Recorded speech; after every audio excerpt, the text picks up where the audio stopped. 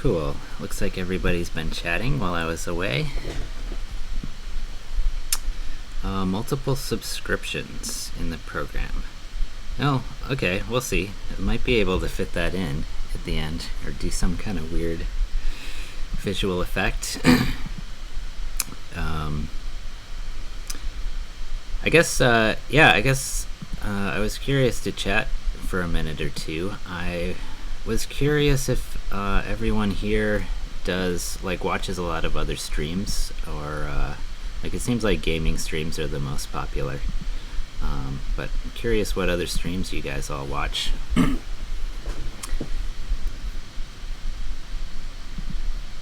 And let's see, looking back, we've got people from Seattle, from Paris. Looks like Richard's here from San Francisco also.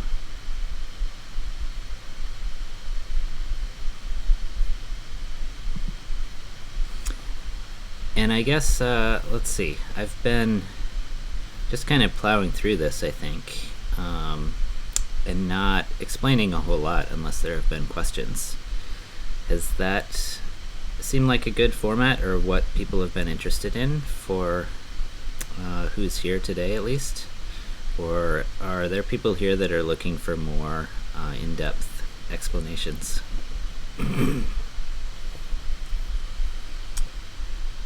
I think my plan, I used to do somewhat regular streaming for Java programming tutorials several years ago, and I just kind of realized I missed doing it, so I decided I'd try this out this weekend. But I'd like to start doing this somewhat regularly. I don't know if I have a good regular time I can do it, but probably at least every week or two I can do something. I'll probably do some different stuff though. Sometimes like today I kind of wanted to build out this project as an example to make it into a published tutorial at some time in the future. But I have a bunch of other projects I'd love to work on and would be happy to do on stream too, like working on Elm format. I've got some refactorings on that in Haskell that I need to do. There's a bunch of open source Android apps I use on my phone that I want to make some PRs for. But probably mostly I'll stick with doing Elm stuff. And I was thinking I'd maybe like to alternate between trying to do some projects from scratch and seeing how far we can get from the very beginning of a project, and learning from that what deficiencies there are in the Elm ecosystem as far as libraries. It's like if it takes an hour to do something that should be easy, then maybe there's a library that's missing that could make doing that easier. So then I could alternate maybe weeks of trying to make projects from scratch, and on the other weeks actually writing libraries to fill some of those gaps that'll make it easier to make new projects from scratch. So that's kind of a bit of some of the things I've been thinking about. So let me know in the chat what interests you, or if you're watching this later on YouTube, let me know in the comments or on Twitter. Alright, so it seems like everyone is good to go. Alright, so we have our game here. Starts with 5 lovely buttons. Oh man, I'm getting really lucky at solving these in one go. Okay, so next up, okay, so I have my plan is 2 major steps left. First is I want to make this a matrix instead of a list. And I was realizing that Noah has this great package called flat list or some flat-matrix. There it is. Whoops, flat-matrix. So this is like a fast matrix implementation that uses a single array to back it, and it also uses arrays under the hood instead of lists, so it's faster for indexed lookup. So I want to try switching to use this instead of a list, and then we can have a grid of buttons instead of just a row. And then after that, I want to switch from these all being bools to having them be maybe bools, and then we can make boards that have like holes in them in certain spots, which should make it more difficult to solve. So those are the main two things I want to get through, and if there's still some time after that, maybe we can add like a loading, not a loading screen, like a main menu screen, I guess, to the game or something like that, and maybe split things up into more modules. So let's continue on then. So first of all, we want to do the refactoring and convert the data structure into this flat matrix. And let's just do a straight refactoring, leaving a single row, and then after that, then we can start testing out the behavior to make sure that the buttons above and below toggle correctly and things like that. So let's see. First thing we need to do is install this package. Elm package install EOE56 elm-flat-matrix.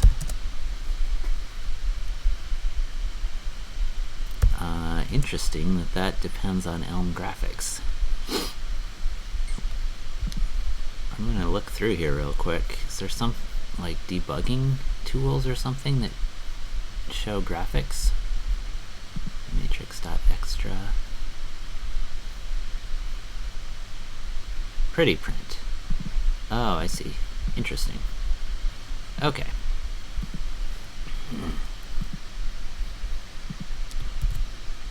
Okay, so we've installed the package. Put the docs up here.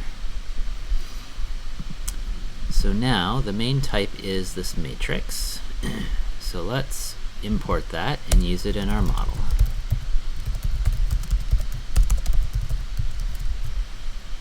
So now we're going to have a matrix of bools. Let's see how that goes.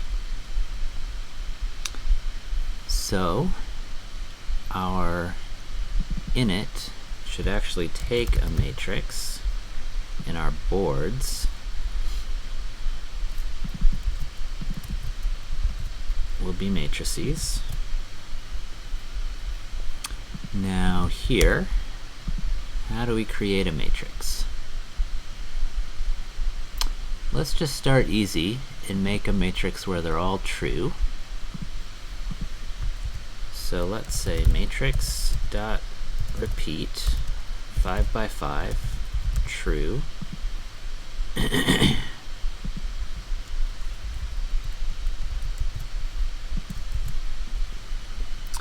Okay, and then our view function.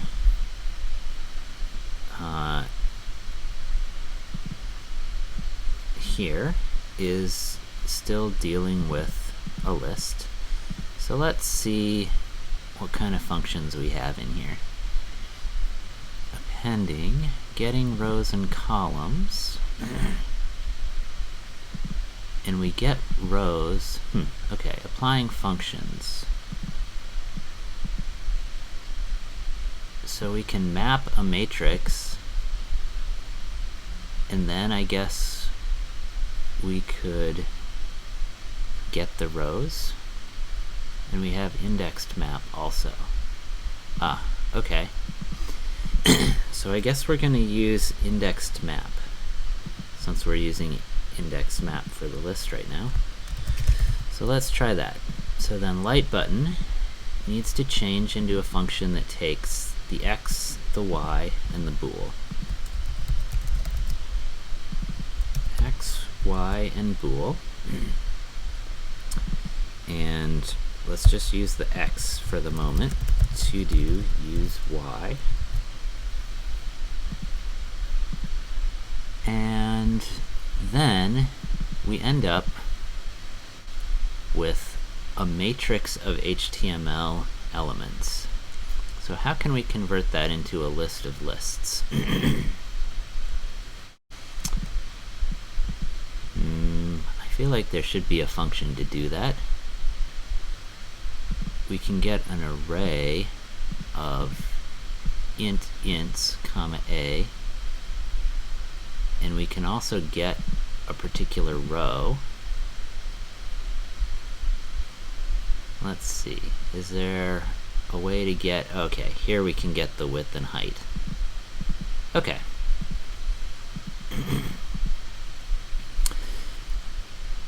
So here, so we start with a matrix of bools. Now we're going to have a matrix of HTML elements. Then, let's write a function here. Matrix to divs, I guess, let's just call it. And let me write the type definition that I want. So we're going to have a matrix of HTML, and we want to get back a single HTML, which is just going to be a single div. Okay, so how do we write this function?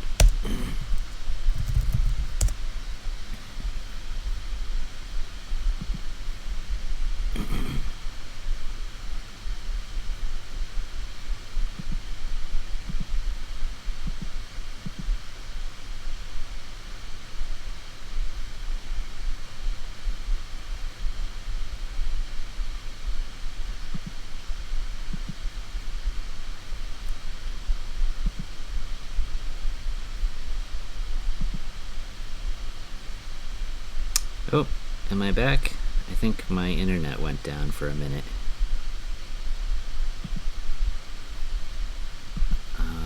Okay, cool. I think I'm back. I'm not sure what people missed, if anything. So let me know in the chat if there's something they got skipped over.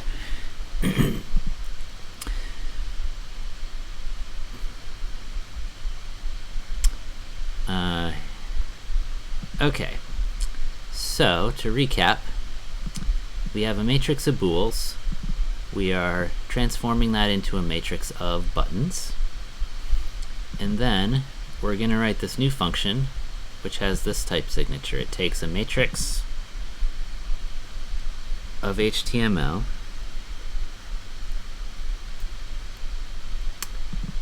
and is going to produce a single HTML element.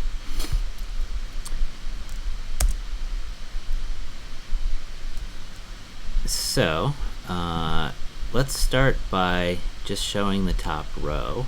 I think there was a function to get the top row. Oops, get row. So we'll say matrix get row 0 of the matrix, and that gives us a maybe of an array. Okay, so we have a maybe array. So I'm going to use maybe.map and apply a function to the array, because I want to turn the array into a list. But it's inside the maybe, so we use maybe.map. So I think there's array.toList. And then we'll use maybe.widthDefault.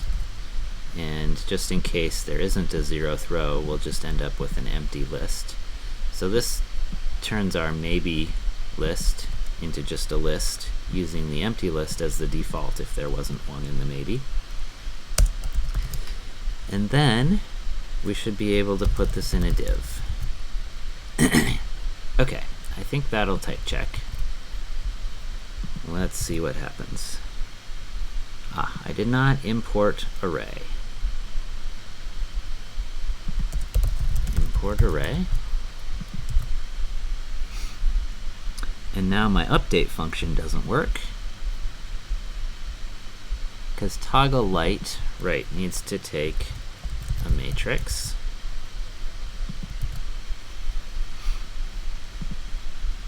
and this is matrix.indexedMap, and this will be x and y, and instead of I we're just dealing with x.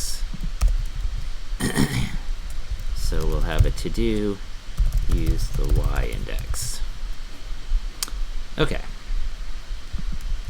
where are we at? So let's see, I'm going to change this debugging output to not have a pre-tag. Let's just use a paragraph instead. There we go, so you can see that a little better. So they're all true, and we're showing just the first row so far. Okay, so where did my view function go? Matrix to divs. So this is currently only showing the first index, or excuse me, the first row.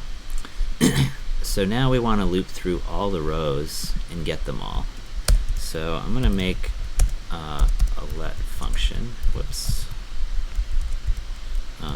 make row, and this will be the y, and this is going to go in that function,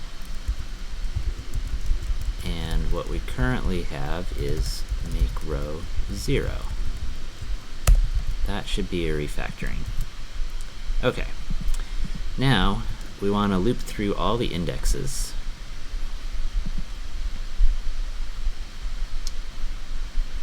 And I think the best way to do it is to get the height and go through it. And let's see, is there a function in list to let us loop through, or do we have to make a range? We have take, drop, repeat, partition, map, special maps, indexed map. No, okay, so I think we just make an array of 0 to whatever height equals hey Spanky Men Gaming, yeah, ask away.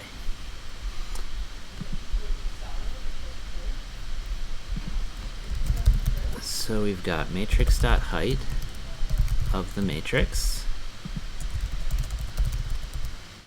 and then we're going to make a list of 0 of each integer, 0 up to the height, and then map over it, and then we're going to call make row for each index, or for each y value that we're generating here.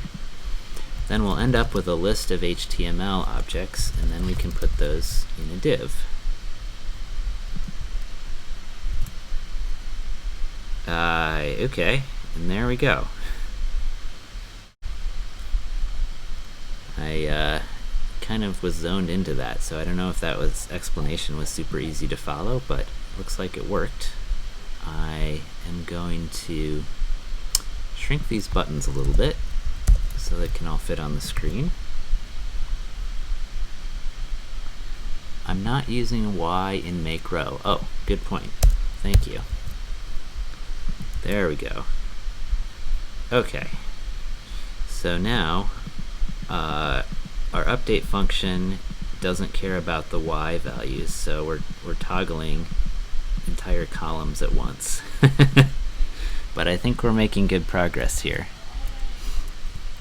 So at this point I want to switch over to the tests, and then we can write our test cases to make sure that like the cells above and below all correctly toggle.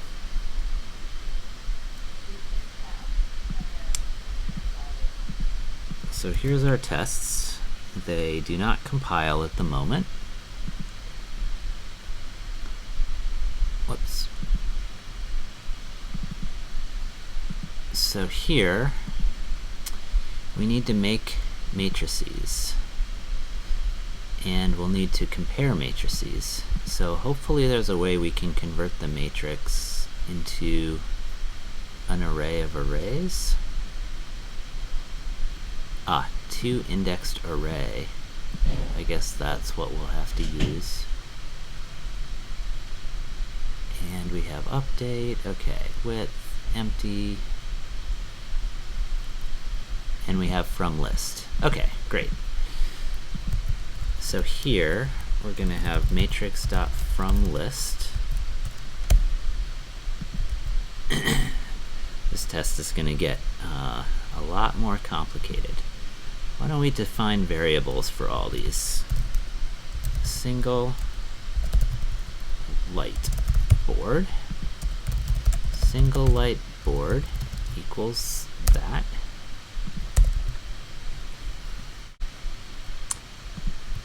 Then here we'll have single row board, and that'll replace what we were doing in these previous tests, the false, false, false. Single row board, matrix from list, and there will be one row of false, false, false. Okay.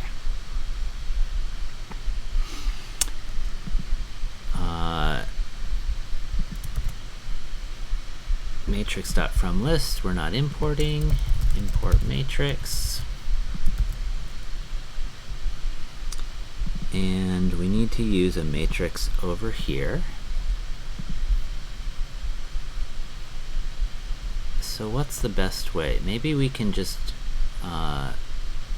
call get added for a specific item. Yeah, here we go. Let's use this in our tests. So if for toggling the single light, we'll call matrix.get of 0, 0, and that should be just false,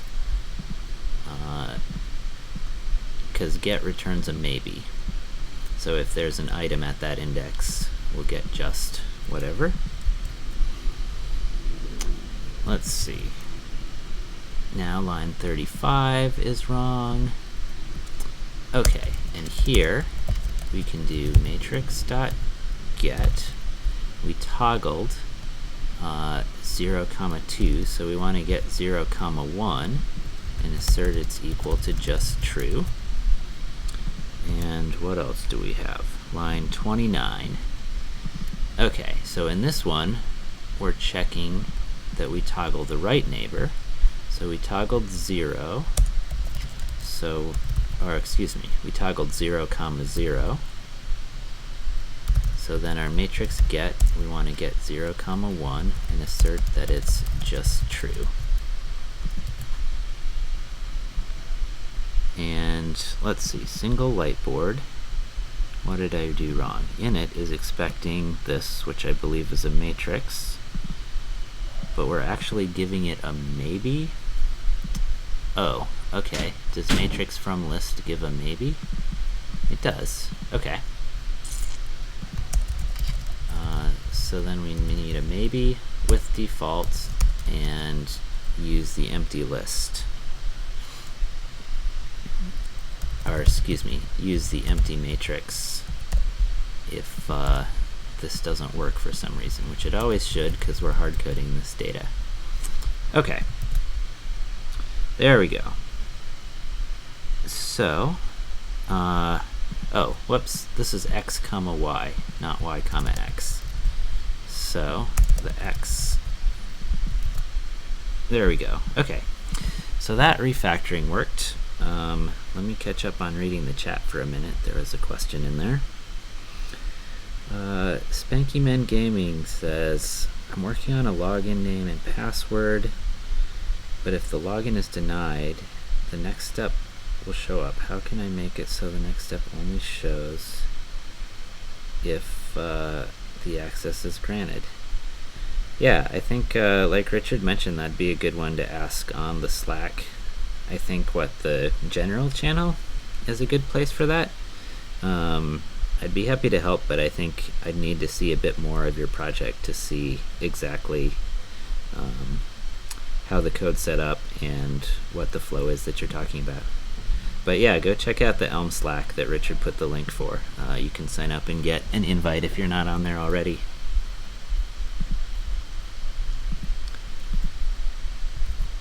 Okay, so we successfully refactored our tests.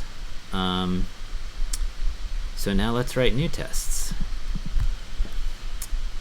We want to test that toggling a light toggles the neighbor above and below.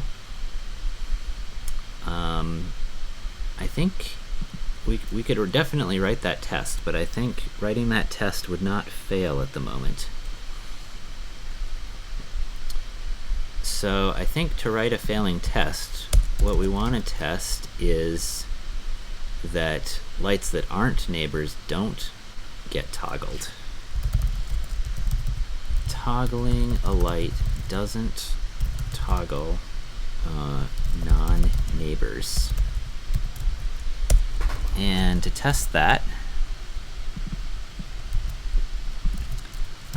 let's make a new test fixture called square board that has multiple rows. LightsGame.update.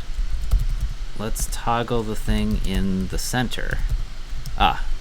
So at this point we need to be able to have the X and the Y both in our toggle.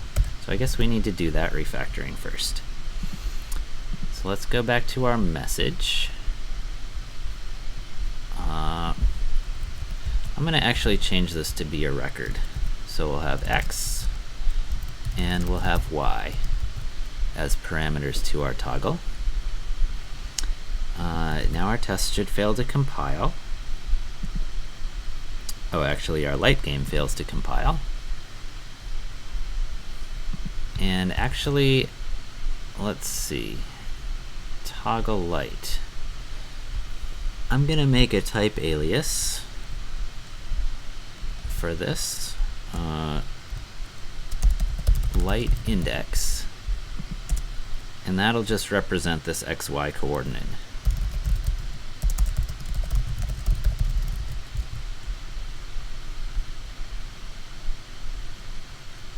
So now our toggle light, anywhere we're using indexes,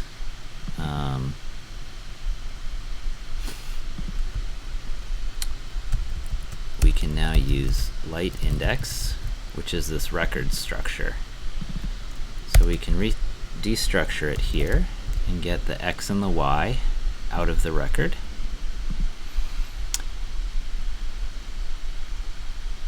Oh, we already have things called X and Y in here.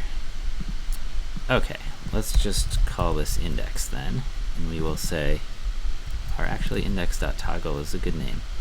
Index.toggle.x and .x, so we'll compare the X for all of those.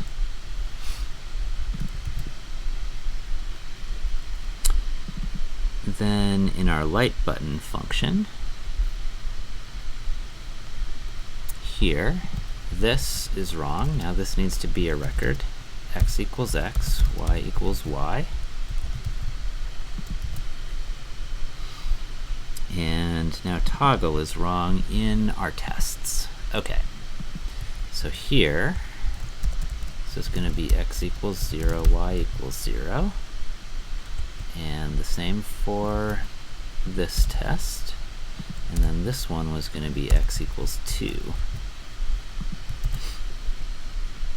Okay, so all the tests pass. Let's make sure the code works. Okay, so now our code is refactored such that we can actually write the test we want. So let's continue. So I'm going to toggle the second, or the middlemost button in this 3x3 board, which I'm imagining. I guess I didn't write the square board yet.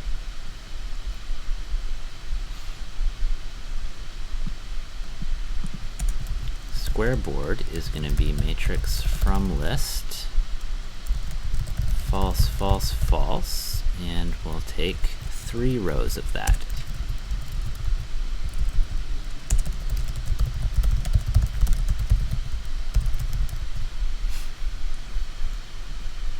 Okay, so it's a 3x3 board. We're going to toggle the centermost button and then get the is on, then get the button in the corner and make sure that the one in the corner is still off.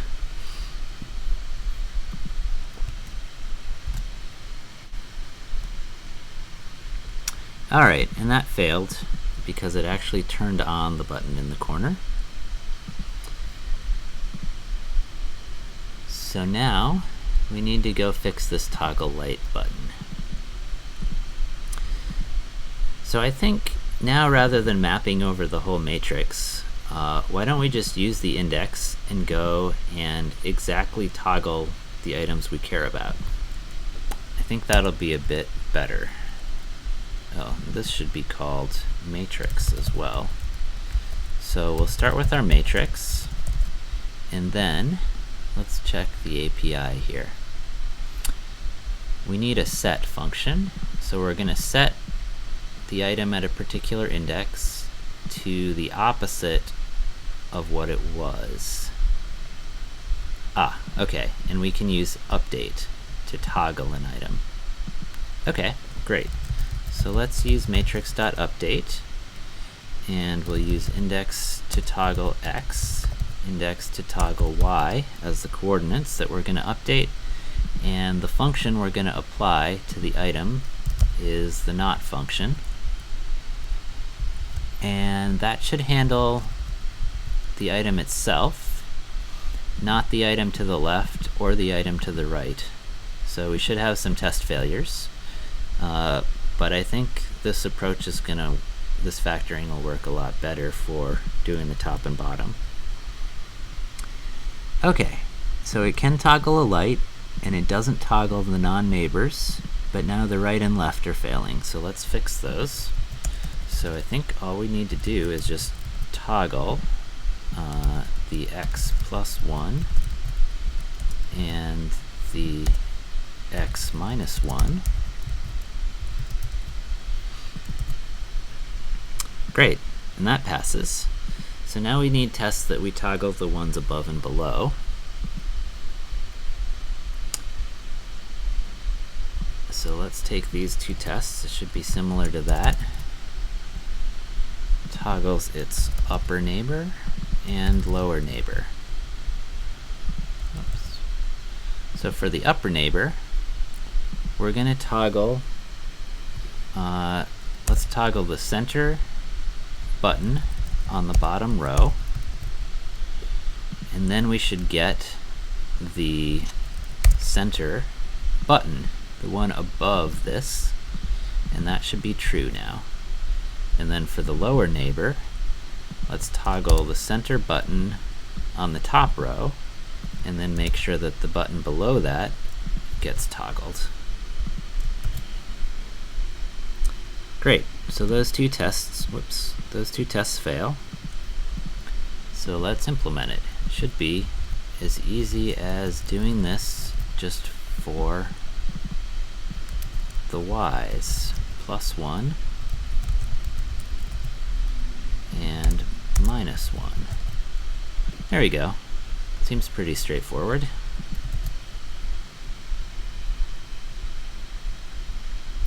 Unfortunately, something is wrong. We got nothing here. Oh, I didn't read this error before I started fixing it.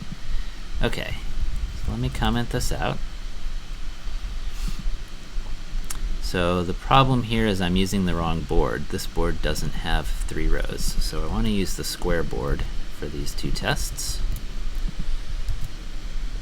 Okay, so now the failure is correct. Expected just true, but got just false. Okay, so now we can comment these back in. Cool, and it passes. So I'm done with this code, and let's see how it works. Hey, perfect. Now, unfortunately, I don't know how to solve the puzzle anymore. But I'm happy that it's working. How do you do this? Who knows the secrets of solving this? Ooh.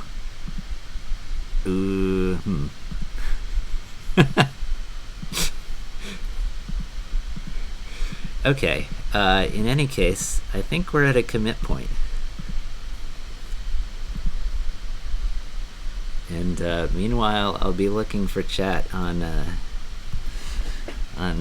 what the best approach is for being able to solve this puzzle now that it's getting complicated.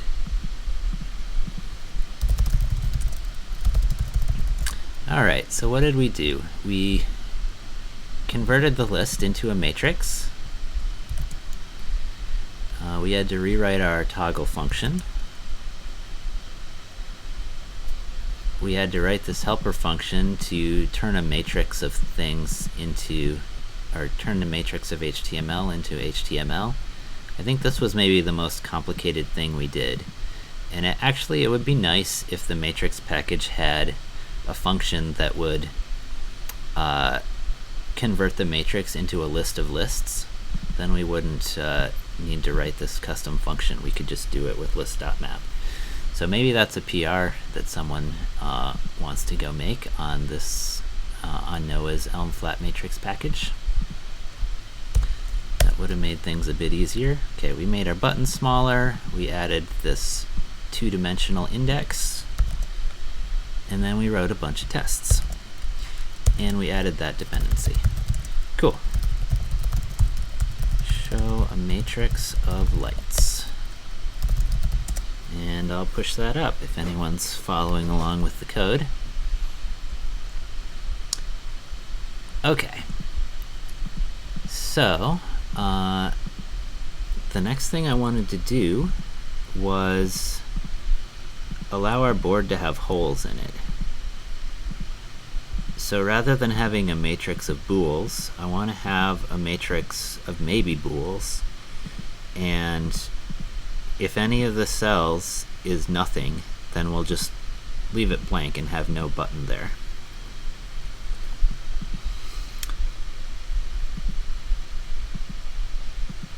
Oh, although, you know what? Why don't we first add a win condition to the game?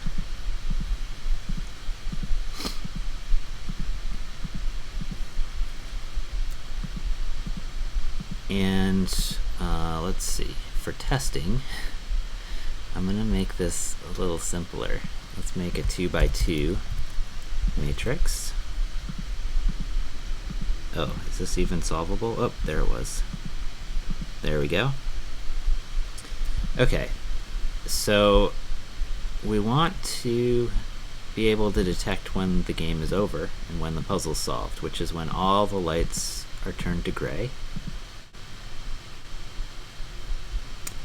Yeah, and quickly notes that not all lights out boards are solvable, which is true. I was reading about it on the Wikipedia page, and they note an example, I guess even in a 3x3 grid, where if you have the bottom two turned on, you can't solve it. But yeah, if we can find out whether a 5x5 grid of all on lights is a solvable board or not, that would be great. Or I guess we can just have a game that is unsolvable, and that's the puzzle you have to figure out and learn that it is actually unsolvable. It's like a harder challenge. In the meantime, let's make a function that determines if all the items are off. And it would be great to test this. So let's make another test suite for an isSolved function, which I think that's a reasonable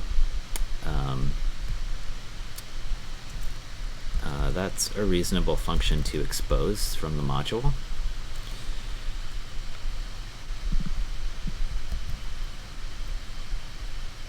Let's see, and quickly says on Stack Overflow, the number of on lights in each row and column must be even.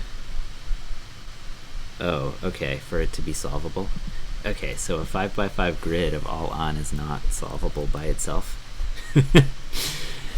Good to know. I won't feel too bad myself for not solving it then. Okay, so we're going to test this new isSolved function we're going to write. So our first test, true when all lights are off.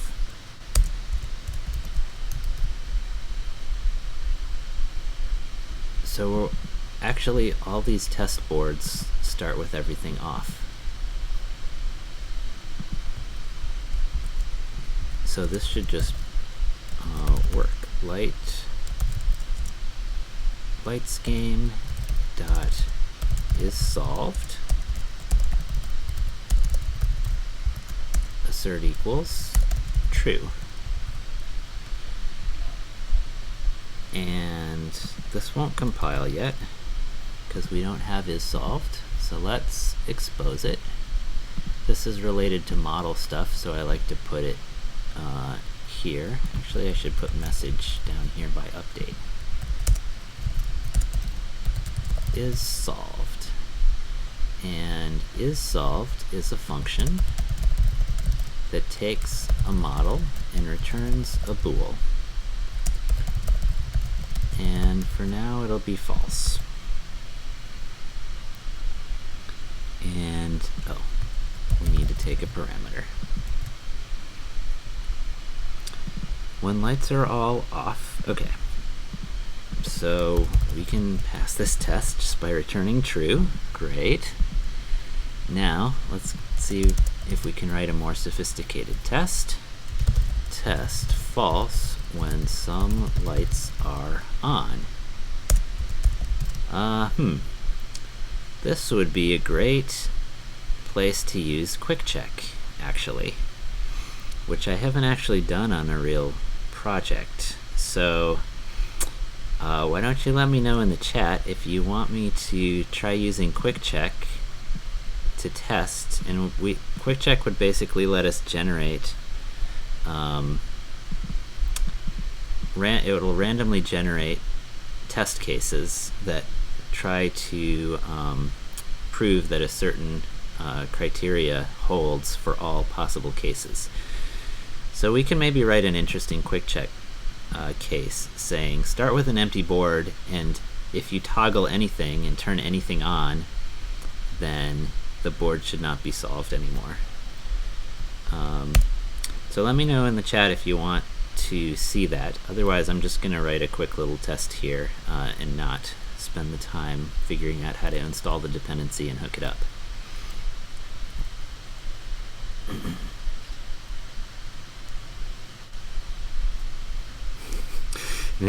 Looks like there's some good chat going on in the chat about the provability of solving lights out puzzles.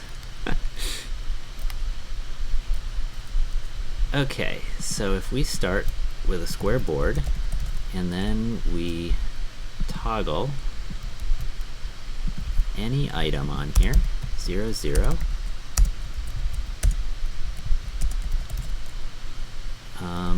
then we should run our isSolved function, and it should be false. It should not be solved. Okay, so this will fail at the moment. When some lights are on, yeah. Cool. So, what functions do we have in the matrix? I'm guessing there's probably not there's not an any on here. There is a filter. Keep only elements that return true, and we get back an array. So maybe this seems like the best way I can see at the moment. Let's use a filter and filter out all the lights that are on, and then, or excuse me, filter out all the ones that are off. Yeah, filter out all the ones that are off, and then see if we have any left. and if we don't, then the game is solved. That may not be the most performant way, but given the API that's available on Matrix, it seems like the fastest way to get this implemented. So let's say matrix.filter. We want to keep the ones that are on. So since the matrix contains bools, we'll just use identity and use that same bool. And then our matrix is matrix, and then array dot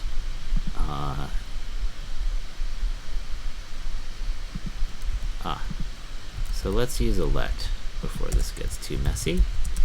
We'll say let, come on Adam.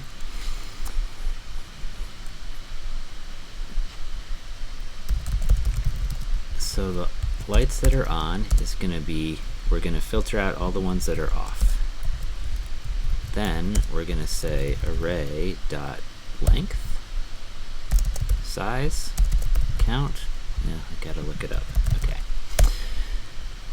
In core array, creating arrays.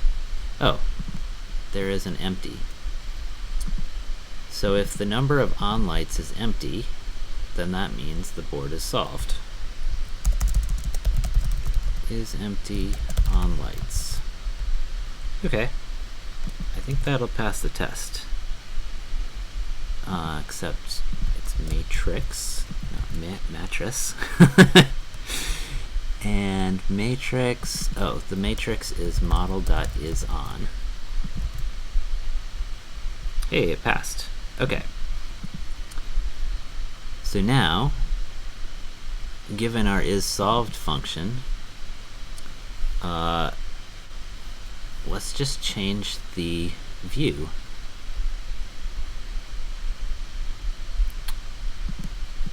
So I'm going to take our existing view. Here's where we show the game. So instead of showing the game all the time, let's just say if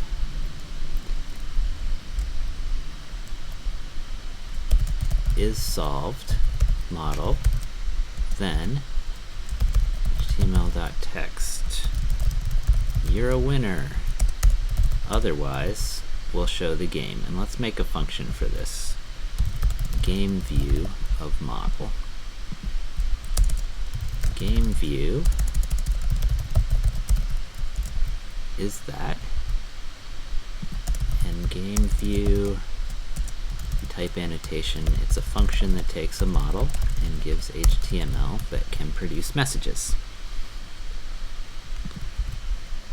Okay, so let's try this out. So hopefully if we turn all the lights off, great, it shows the winning state.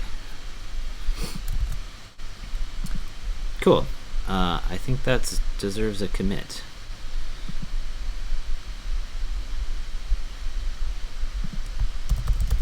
Although it's not the most beautiful winning screen.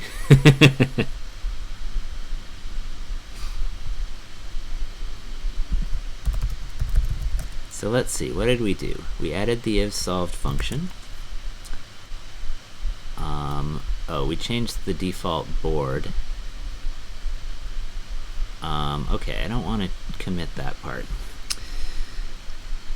So what did we decide here about the solvability of a 5x5 matrix? Let's see, quickly says the rule only applies to 5x5 boards. Okay, and he says it's probably better to start with a solved board and randomly toggle a bunch of things.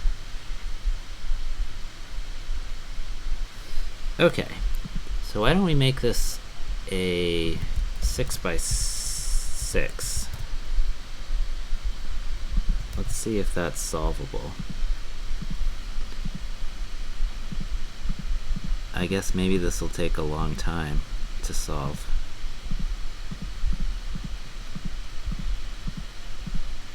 I guess another thing I was reading is that there's an optimal solution, And the way you find it is by first solving each row, and then once you have a solution based on solving every row, then you can do like a row reduction. I don't know if Hardy's watching today. He loves row reductions. But you can then reduce that solution to a minimal solution, because there's a property that like in a minimal solution you should never have to click the same button twice, because like clicking it twice is the same as never clicking it at all. I don't think I can solve this 6 by 6. Okay. Well, whatever. Okay, I'm gonna commit this. we ironically added the ability to detect solve states, but you can't actually solve it in the default configuration. I'm gonna commit this anyway, and then maybe we can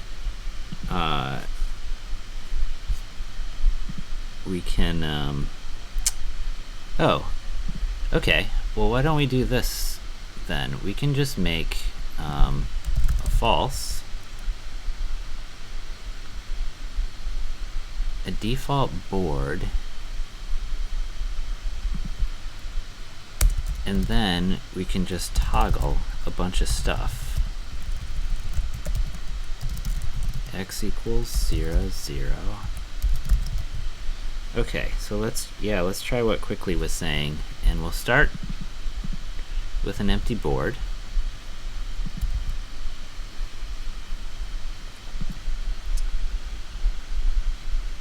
This is going to mess up our tests if we do it this way, though. So let's make this init with default board. And this will just give a model back.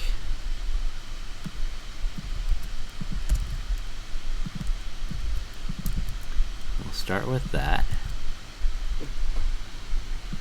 And then we'll just toggle a bunch of stuff for the moment.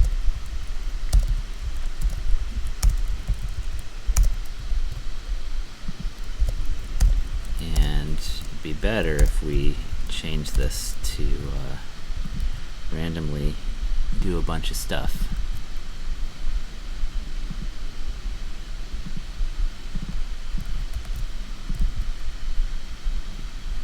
And we've got to import init with default board. Okay, there we go. And this should be solvable. At the very least, we should just solve, oh, there we go. Cool, got it. Okay, so now we've added detection of when you've solved it, and it's also we've also made a board that actually is solvable. Let me just make sure my tests all pass. Great. Check for when the board is solved, and I'll push that up.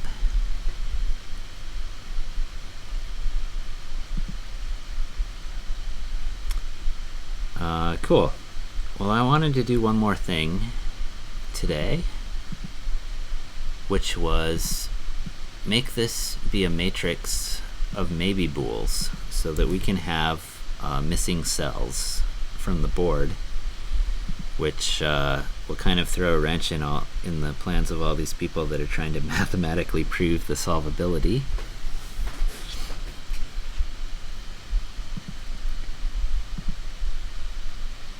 So let's just dive into this. We want to change this to be a maybe bool, and then we're going to have a ton of compile errors, and as soon as we fix the compile errors, everything should just work. So first of all, game view is wrong, so let's start here. So we're index mapping with light button, which takes a bool, And instead of a bool, this now takes a maybe bool. And that means we're going to have two cases.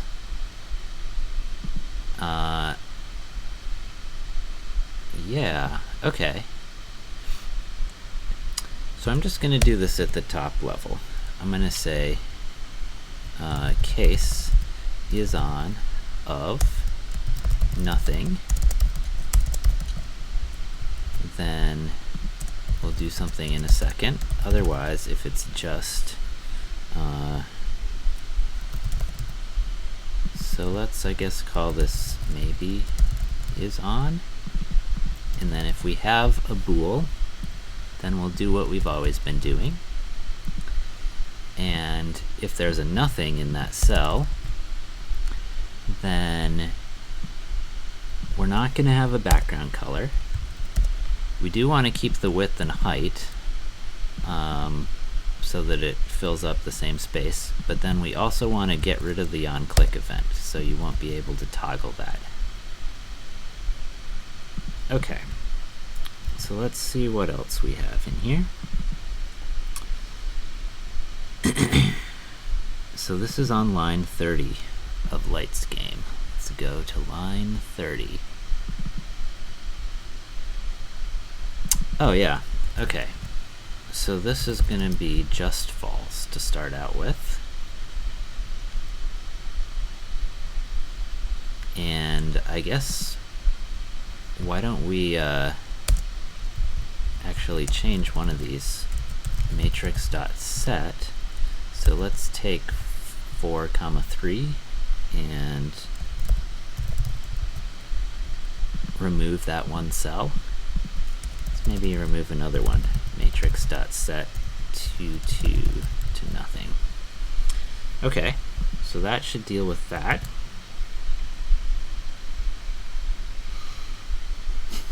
Hi, Imdabes. So we're building a lights out game in the Elm programming language. Right now we have a bunch of compile errors because we're adding a new feature, but shortly you should be able to see it working here. So let's see, our next problem is the init function, line 23. This starts out with starting board. Okay, so this one should just be a maybe bool to match what we need. We'll have to update our tests for all of that. Okay, and then is solved. Here we're filtering out all of the ones that are off. So instead of identity, let's make a function here. Is off, maybe, or sorry, is on.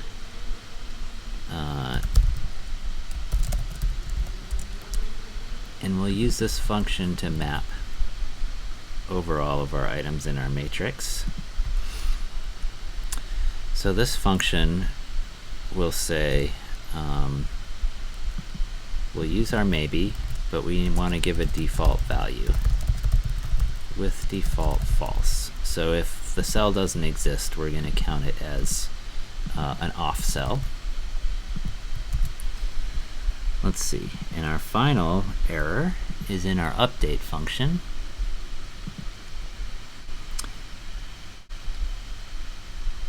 Toggle light. Okay, so this is wrong.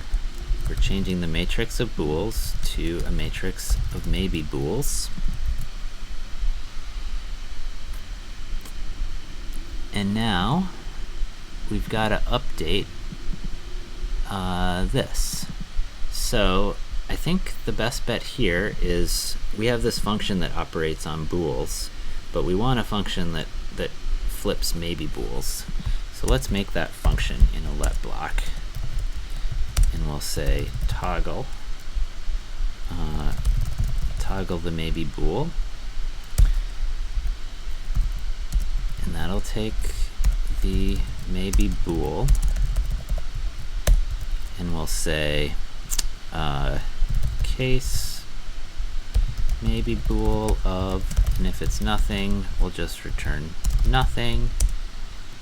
And if it's just b, we'll return not b. Okay, all that is equivalent to saying maybe dot map not the maybe bool. And then we'll use this function instead of not in all those cases.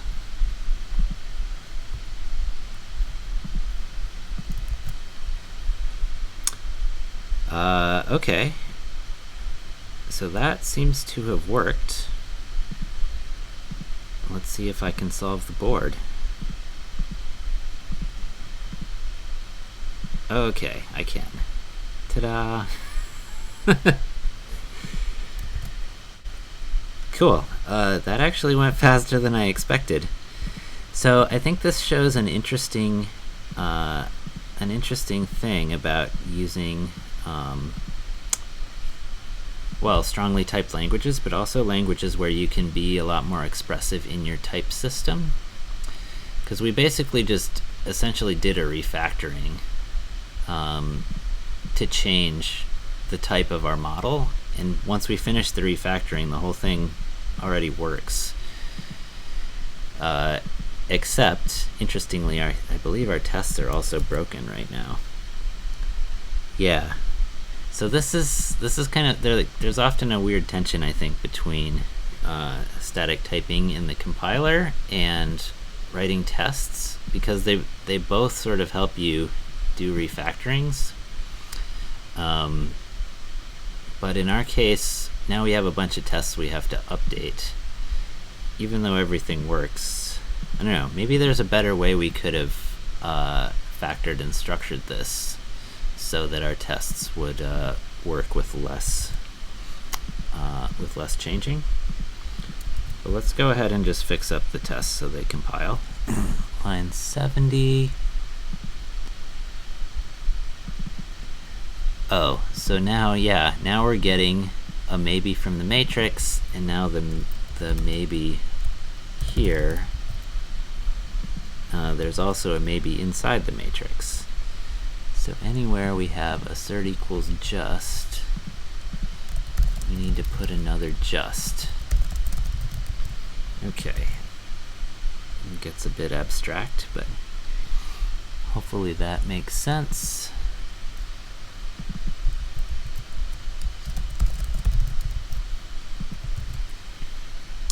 And then single light board. Oh yeah, so this is just, and then all these are justs also.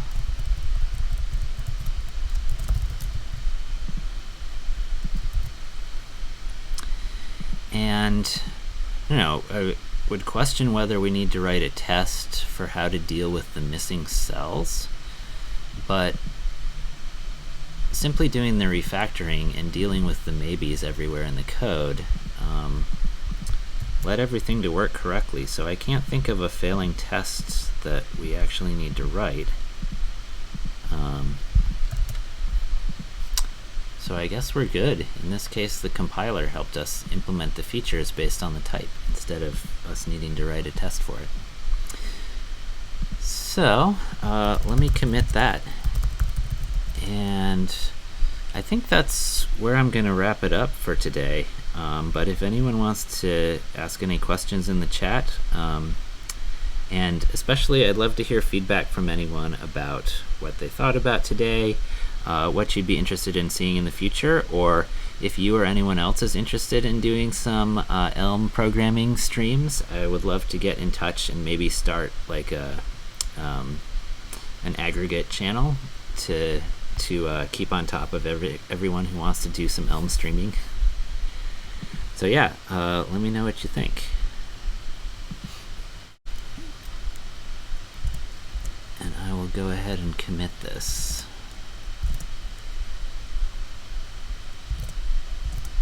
Oh yeah, and also I eventually want to turn this project into kind of like an intermediate tutorial, because it kind of goes through a lot of stuff. Like starting out with the views and the update functions, doing testing, dealing with lists, dealing with matrices, dealing with maybes.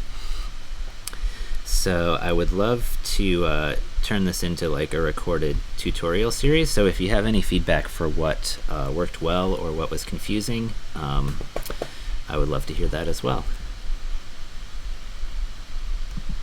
And yeah, go out there and write some more Elm code. I think for me personally, like I started writing Elm about 2 years ago, I think, when I met Evan, the author of Elm, at a conference. And when I started coming to the meetups in San Francisco and talking with him a bit, I was really impressed with his interest in making sure that Elm as a programming language was like had, I guess, a good user experience for the developers, and like there wasn't a lot of unnecessary overhead that you had to think about when writing code. It was one of the early and continues to be a big goal in Elm, in Evan's perspective, from what I understand.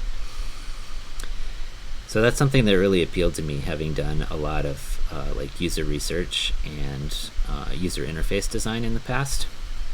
So I'm really excited to help try to push Elm in that direction, and just making it easier and easier to like start projects up from scratch and do something quickly, and having all the libraries and language support you need to be able to do that fast and just build things you want to build without having to worry too much about technical problems.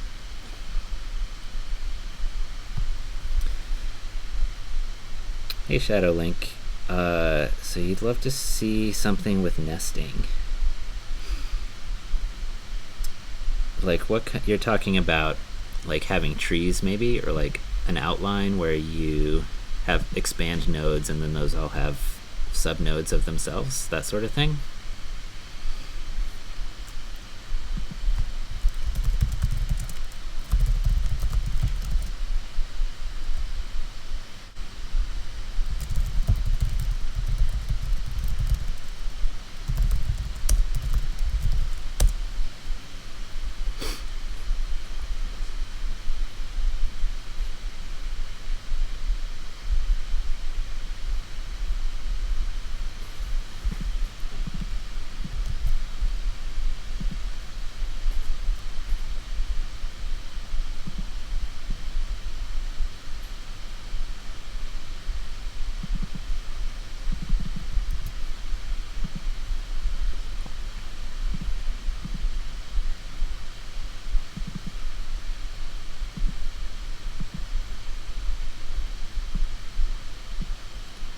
Let's see, people.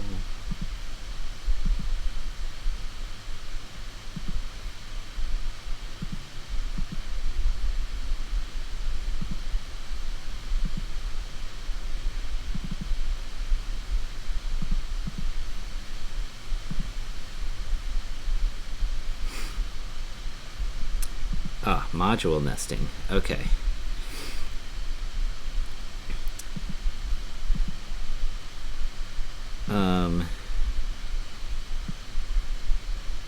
Yeah, let's see. I think actually we could do a quick example of doing nesting and have like two boards side by side. I guess that's really similar to the list of GIF viewers, but actually I'm curious to see this right now, where you could maybe play multiple games at the same time. You're like a lights out master that just goes from board to board. Let's try this out. Let's make a new file, multi-game, module, multi-game. So we're gonna have a model for this, and this is gonna say, okay, let's just make this into a list. Boards equals a list of lights game dot model, and we need to import lights game. Then we have init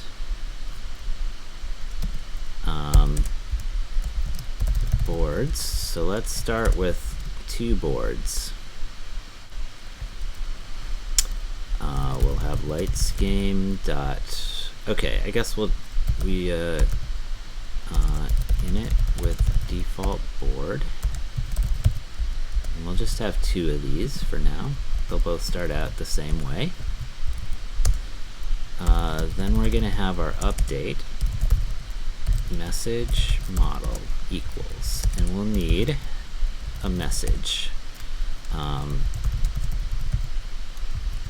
So basically we're going to need a way to wrap the message for this container component needs to wrap the inner messages that can be produced, but in a way that'll let us refer back to the correct board later. So I'm going to say our message, we have one type, board message, and it'll have an int, or board number is an int, and the message is going to be of type lightsGame.message.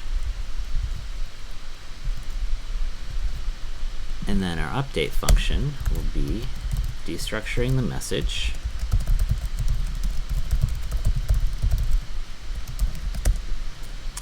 and then our model, we're going to update the model, boards, and here we're just going to do an indexed map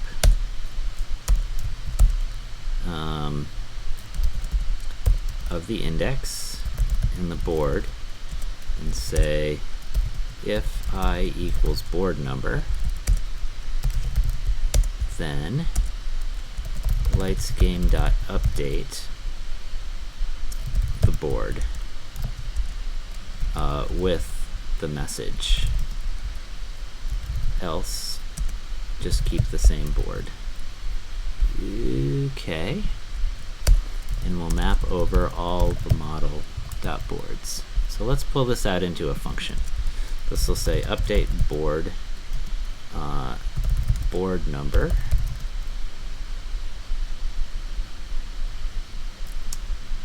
with the message with our current list of boards, and this all will go in there.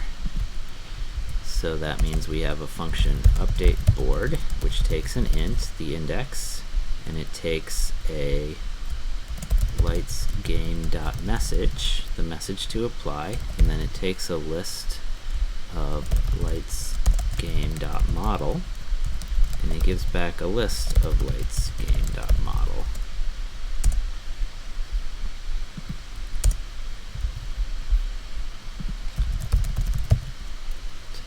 Index, message, boards.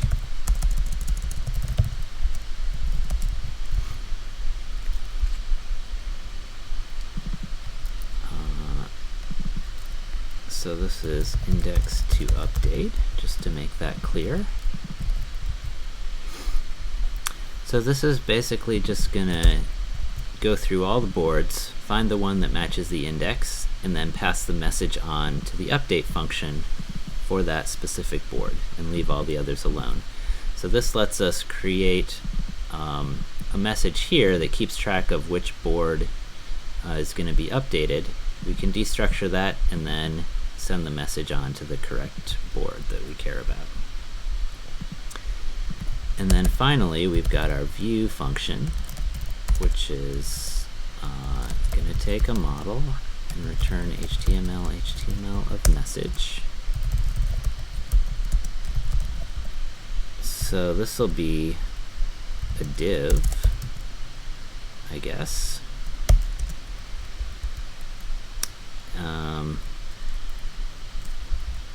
Actually, we're just going to take both our boards, model dot boards, map over it with the view function of the lights game, and then stick them in a div. Okay, So that's what this nesting container will look like. Let's see if I did it right.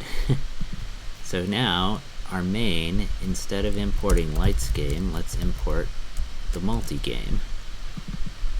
And this will just be multi-game. Okay, so let's see how I did. I did not import HTML.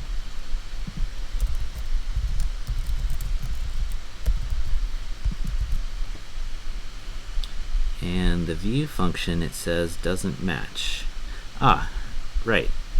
So it's complaining that the message types don't match. So here, this lights game view produces messages of type lightsgame.board, but we want to convert them into our board messages. So and to do that also, we need to have the index.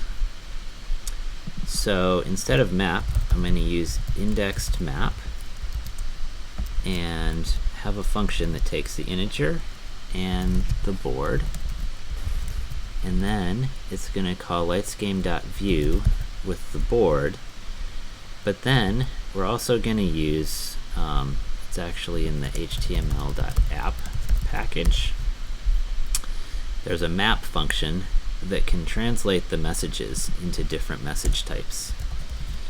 So I'm going to use html.app.map, and this will take the board message, and now we want to stick the index on here.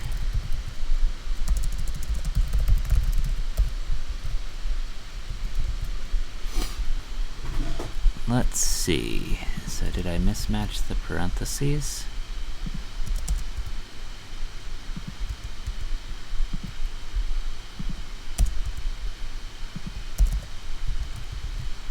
Oh, I need a comma here. There we go. So that's kind of a mess. This should totally be refactored into smaller functions, but let's make sure this works. Hey, okay. So here we have two boards, and I can toggle one, and the other still remains independent. And they each have their own independent models in this list. So let me clean this up a little bit. I want to go into the lights game, get rid of this debugging section we added, and there we go. And then I also want to do one thing here where we change the color of each lights game. So when we make our multi-game, let's pass a color. So our first one was orange. Let's have a blue board. And I guess let's have another one. Let's add a green board. So I'm adding a string parameter to init with board. That's up here. So this now takes a string, which is the color. I want to add color to the model. Color is a string. And let's see, what compile errors do I have? Init is wrong. Okay. So in this case, color will just equal orange if we happen to be using this other init function. Okay, and then here, when we're actually rendering the button, we want to use the color, which means we'll have to pass it. So I think this is probably best as a first argument, just because I know how the currying is going to work out. So now where do we use light button? Here we go. So since color is the first argument, we can actually partially apply that argument in our mapping, since we have the model here with the color. So I'm going to just put model.color here as the first argument, and then all these remaining arguments are supplied by the index.map operation. Yeah, there we go. So now we have 3 boards. They're all different colors, and their models are kept all independently. So you can solve one, and yeah, there we go. I solved the blue one, and the orange and green ones are still there. So yeah, hopefully that answers your question, Shadowlink, or at least helps. I mean, I'm sure you have a lot more complicated of a situation than what I went through. I think a lot of people get caught up in the fact that this multi-game sort of has what feels like a lot of boilerplate. I guess that's sort of the case, but in general, like, you're gonna write your container once and then use it. So I haven't really run into many problems of, like, if I need to make a container, I'll just write it in a few minutes and have it set up. And I guess I probably should refactor this view function a bit because it looks terrible at the moment, but that's how it works. And let's see, Shadowlinks asks, does it get complicated when you have commands in the component? A little bit, yes. So a little context. So today we were just using this beginner program where nothing can produce commands for the external world.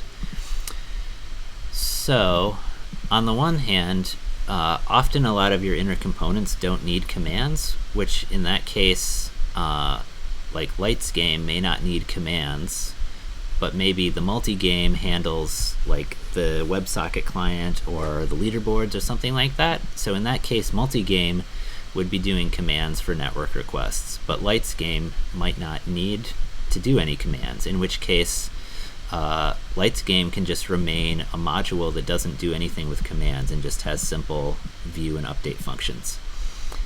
If, however, your child components do have their own commands, it does get a little more complicated to wire it up. Basically, your update function is going to return a tuple of a model and commands, which means in multi-game, especially because we're mapping over here, it's a little more complicated, because basically when we map, we would be producing a list of new model comma commands for each thing, and then we'd have to do 2 things: extract all the boards out of that list and return that, and then also take all the commands that come out of any of those, bundle those up into a batch, and then return a tuple, which on the left side of the tuple is the list of all the boards, and on the right side of the tuple is a batch of all the commands that came out of mapping each individual item. So it is a little more complicated, although you could write a helper function to do that merging via a list if you were often reusing components that were like containers of lists of other components that had commands. You could write a helper function to do that merging of the commands and reuse it in different containers. Cool. Well, I guess that's it for today. I guess I should commit this. Git commit -m demo of nesting components for Shadow link x9. Cool. And I guess that's it for today. I was glad to have everybody here, and yeah, like I mentioned, if you have any feedback or things you'd like to see in the future, or I'd be curious about what other streams people watch and are interested in, or if you yourself are interested in doing an Elm stream sometime, I would love to hear from you and get that hooked up. So I will be on the chat room a little bit longer, and that's it. The link to the code is up here on the screen. So thanks. See y'all next time.